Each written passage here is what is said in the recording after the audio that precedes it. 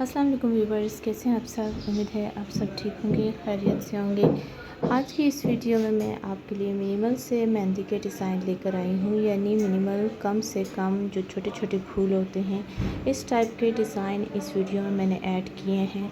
क्योंकि जिन बहनों को मेहंदी लगानी नहीं आती उनके लिए छोटे छोटे फूल बनाना बहुत ही ईजी होता है। फ्लोरल पैटर्न्स बहुत आसान होते हैं बनाना। कोई गुलाब का फूल बना लो, कोई पत्तियाँ बना लो और कोई चेन बना के उस पे डॉट्स लगा के इजीली आप छोटे छोटे डिज़ाइन अपने हाथों पे बना सकती हैं। होप आज की ये वीडियो आपको पसंद आई होगी। अगर पसंद आई है तो चैनल को सब्सक्राइब करना ना भूलें। Thank you.